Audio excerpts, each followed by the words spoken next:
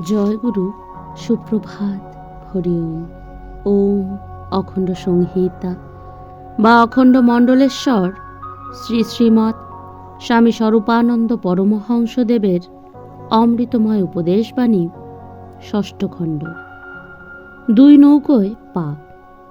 ত্রিপুরা বিদ্যাকূটের জনৈক গৃহী ভক্ত ব্রহ্মচর্য প্রচারের কার্যে শ্রী শ্রী বাবামণিকে একনিষ্ঠ সহযোগিতা দিতে প্রতিজ্ঞাবদ্ধ আছেন, কিন্তু রাজনৈতিক দল বিশেষের প্রতি আকৃষ্ট হইয়া তিনি দুই নৌকোয় পা দিবার আয়োজন করিয়াছেন।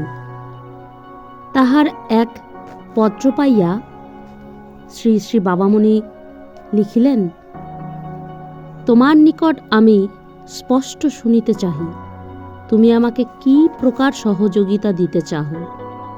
তুমি কি একনিষ্ঠ ও নির্বিচার সাহায্য দিবে, না কোনো মেধাবী ব্যক্তি আসিয়া ভিন্নতর পথের মহিমা কীর্তন করা মাত্র তাহার হস্তের ক্রিয়নক হইবে?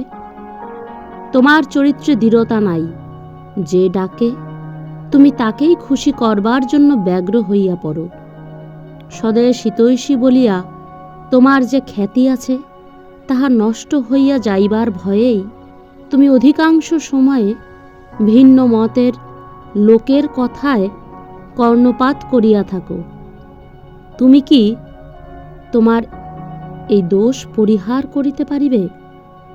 এতদিন যাহাদের সংসর্গে তুমি ভিন্ন ভিন্ন পথের কল্পনা করিতেছিলে, তাহাদের সংস্রব সম্পূর্ণ বর্জন করিয়া এমনকি তাহাদের নিন্দাকেও বরণ করিয়া কি আমার সাথে কাজ করিতে পারিবে?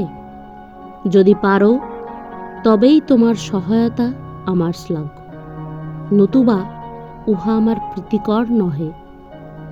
হরি ওম।